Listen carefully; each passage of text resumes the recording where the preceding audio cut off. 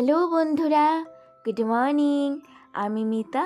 নতুন একটা সকালে নতুন একটা ব্লগে তোমাদের সবাইকে স্বাগত জানাই। আজ হচ্ছে সোমবার আর এখন বাজে সকাল 5:30 মতন। আজকের ব্লগটা আমি এখন থেকেই শুরু করছি তোমাদের সকলকে সাথে নিয়ে। তোমরা ভাবছো তো দিদিভাই সকাল সকালে কি করছে এটা? হ্যাঁ গো, সকাল সকালে আমি একটা অন্যরকম কাজ নিয়েই বসে পড়েছি।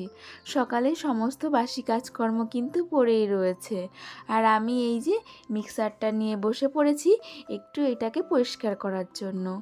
ওই যে কালকে রান্না করেছিলাম মাংস, আর তখন ওই যে মশলা করতে হয়েছিল, আর মশলা করতে গিয়ে একদম বাজে অবস্থা কালকে হয়ে গেছে জানো তো। কেন কি জানি মশলাটা ওই রকম করে ছিটালো, আর ছিটে গিয়ে সমস্ত জায়গায় ছড়িয়ে ছিটিয়ে গেছে। মনে হয় কি জানো তো, আমার জল দেওয়াটা একটু বেশি হয়ে গেছিলো মশলাতে, আর সেই কারণটার জন্য এরকম হয়েছে। কি জানি, অন্য দিন তো কোনো রকম এরকম হয় না। আমি তো মাঝে মাঝেই মশলা করি, কিন্তু এরকম ছেটায় তো না। আজকে যে কেন এরকম হলো বুঝতে পারলাম না। তো যাই হোক, এটা তো একদম বিচ্ছিরি ব্যাপার হয়েছিল জানো না। কালকে একদমই ভুলে গেছিলাম এটা পরিষ্কার করতে। মানে কি বলো তো, ভুলেও গেছিলাম আর টাইমও ছিল না। সেই জন্য আজকে সকাল সকালে এটাকে পরিষ্কার করার জন্য বসে পড়েছি। আর এই সব জিনিসটা নোংরা একদমই রাখতে নেই জানো, এগুলোকে সুন্দর করে পরিষ্কার পরিপাটি করেই রেখে দিতে হয়। সকালে মিক্সারটা পরিষ্কার করে এই যে আরেকটা কাজে বসে পড়েছি। কালকে হাজব্যান্ড নিয়ে এসেছিল এই সবজিগুলো, আর বাকি সবজিগুলো কালকে রাতেই মা কিন্তু ফ্রিজে তুলে দিয়েছে। আর আমি এখন এগুলোকে সুন্দর করে সাইজ করে কেটে প্যাকেটের মধ্যে ভরে তারপরে ফ্রিজে রাখবো। কেন কি বলো তো, এগুলো তো আমি প্যাকেটে ভরবো, ওই বড় থাকলে না প্যাকেটে ভরতে খুব অসুবিধা হয়ে যায়। ওই জন্য কেটে কেটে ছোট করে এই দেখো এরকম করে প্যাকেটটার মধ্যে ভরে তারপর আমি ফ্রিজে রাখবো। আর কোনো জিনিস কিন্তু আমি এমনি ফ্রিজে রাখি না, প্যাকেটের মধ্যে ভরে তারপরেই কিন্তু আমি ফ্রিজে রেখে দিই। এতে করে কী হয় বলো তো, আমার জিনিসটা খুবই সুন্দর থাকে আর ভালো থাকে আর টাটকা থাকে। সেই জন্যই আমি সমস্ত জিনিস এরকমভাবেই প্যাকেটের মধ্যে ভরে তারপরেই কিন্তু ফ্রিজের মধ্যেই রেখে দিই। এই যে দেখো, সেই দিন যে গাছটা আমি এখানে লাগিয়েছিলাম এনে, এই গাছটা আমি বুঝতে পারছি না কেন এই নিচের থেকে এই পাতাগুলো মরে যাচ্ছে। মনে হচ্ছে কি গাছটা বোধহয় বাঁচবে না গো, কি জানি কি হবে।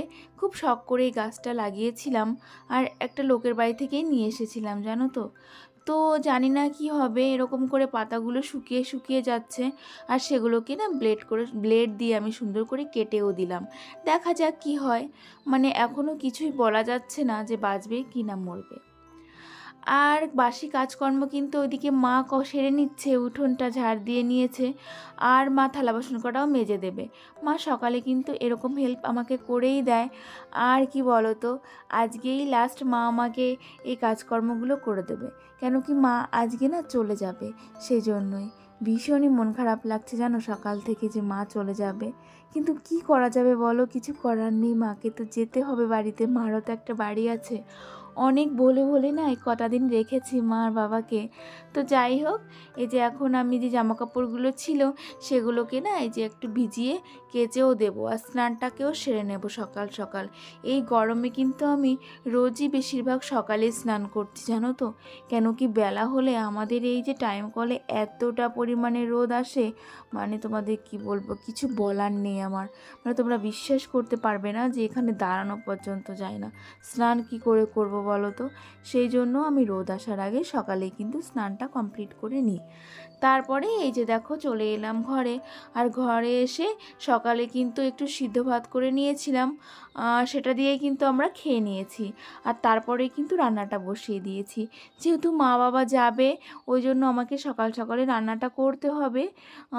ওই জন্য তাড়াতাড়ি করে, গরমও পড়েছে সেজন্য তাড়াতাড়ি করে রান্নাটাও চাপিয়ে দিয়েছি। আর ওদিকে কিছু মাছটা ভাজা করে নিলাম, মানে যেটা আমি রান্না করব সেটুকুই কিন্তু ভাজা করে নিয়েছি।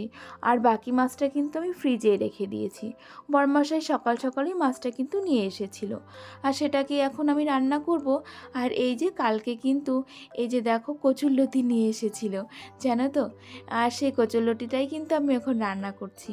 আমাদের সচরাচর কিন্তু কচুরলতি খাওয়া হয় না, কেন কি বলো তো, কেটে কে দেবে, কাটতে ভীষণই সমস্যা হয়। আর আমি তো একদমই কাটতে পারি না, কেন কি বলো তো, আমার হাত না ভীষণ ভীষণ পরিমাণে চুলকায়। আর ওই যে এখন মা রয়েছে, সেই আশাতেই কিন্তু লতিটা নিয়ে এসেছে, তাই আজকেই রান্না করে ফেললাম। তো মা কেটে দিয়েছিল, আমি একটু কালো জিরা আর রসুন ফোড়ন দিয়ে লতিটা ওইদিকে রান্না করে নিয়েছি। আর এইদিকে কি করছি বলো তো, এই যে একটা পুঁই শাকের তরকারি করে নিচ্ছি। মানে লতিটা কিন্তু আমার ওদিকে হয়ে গেছে। আর আজকে আমি দুদিকে বসাইনি, একটা একটা করেই করছি। লতিটা আগে করে নিয়েছিলাম, তারপরে আমি এই যে তোমার পুঁই শাক দিয়ে মাছটাও করে নিচ্ছি। আর একটু বেশি করেই কিন্তু তরকারিটা রান্না করেছি। কেন বলো তো, মাকে বললাম কি, মা তুমি একটু তরকারি নিয়ে যেও, তাহলে তোমাকে বাড়িতে গিয়ে আর রান্না করতে হবে না। বলো এখান থেকে যাবে, রাতে গিয়ে মাকে রান্না করতে কিন্তু ভীষণই কষ্ট হয়ে যাবে। সেই জন্য আমি মাকে এই কথাটাই বললাম। আর বলো তো, মারা কিন্তু মেয়েদের কষ্ট বুঝে থাকে সব সময়। তাহলে মেয়ে হয়ে তো মায়ের কষ্ট বুঝতেই হবে বলো। কেন কি এখান থেকে এই গরমের মধ্যে বাড়িতে যাবে, আবার গিয়ে রান্না করতে হবে না, ভীষণই কষ্ট হয়ে যাবে। সেই কারণেই মাকে কিছু তরকারি দিয়ে দেব, আর ভেবেছি ভাতও দিয়ে দেবো, জানো তো, তাহলে মাকে আর রান্না করতেই হবে না। আর এই তো রান্না আমার কমপ্লিট হয়ে গেছে। এখন মা বাবা খেয়ে দিয়ে এই তো দেখো বেরিয়েও পড়েছে। আর বাস স্ট্যান্ডে এসে না ভেবেছিলাম একটু টাইম থাকবো, ভিডিও করব, কিন্তু এত তাড়াতাড়ি বাসটা চলে এসেছে না, আমরা দু একটা ছবি তুলতে তুলতেই কিন্তু বাসটা চলে এলো। আর এই যে দেখো বাবা মা কিন্তু উঠেও পড়ছে বাসে। সত্যি কি বলবো তোমাদের, এতটা কষ্ট লাগছিল। মানে বেশ খানিকটা টাইম এবার ছিল তো আমাদের বাড়িতে, এতদিন কিন্তু মা বাবা কোনো দিনও থাকে না।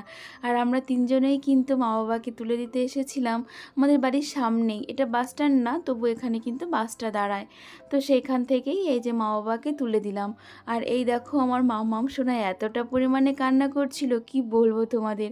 ও তো ভীষণ পরিমাণে কান্না করছিল, আর সেটা দেখে আমাদের দুজনেরও ভীষণ কষ্ট পাচ্ছিলাম, জানো তো। তো যাই হোক, এই যে মাম্মামকে শান্ত করে নিয়েছিলাম, তারপরে আর কিন্তু কোনো কিছু ভিডিও শ্যুট করা হয়নি, বাড়ি এসে শুয়েই ছিলাম। আর মাম্মামও ঘুমিয়ে পড়েছিল। তারপরে যাই হোক উঠে ভাবলাম যে যাই হোক, শুয়ে থাকলে তো কাজ হবে না, কাজকর্মগুলো তো করতে হবে আমাকে। আজকে আর কে করে দেবে বলো, মা তো নেই যে মার আশায় বসে থাকবো যে মা কিছুটা কাজ আমাকে করে দেবে। আমাকেই আজকে থেকে সমস্ত কাজই নিজেকেই করতে হবে, যেমনটা আগে করতাম। তো মাম্মামের জামা কাপড়গুলো আগে গুছিয়ে রেখে দিলাম, তারপরে সোজা চলে এসেছি রান্নাঘরে। জানো, সন্ধ্যা কিন্তু অনেকক্ষণ আগেই লেগে গেছে, আর সন্ধ্যাটা আমি দিয়েও দিয়েছি। এই কদিন কিন্তু সত্যি কথা বলতে মাই সন্ধ্যা দিয়েছে, জানো। তো আজকে সন্ধ্যা দিতে গিয়েও মায়ের কথা মনে পড়ছিল, যে সত্যি এই কটা দিন মাই কিন্তু সন্ধ্যা দিয়েছে, আমাকে দিতে দেয়নি। আমি মামামকে নিয়ে বসে থাকতাম আর মাই সন্ধ্যা দিত। তো কি করবো বলো, খারাপ লাগলে কিছু করার নেই, মাকে তো বাড়ি যেতেই হবে।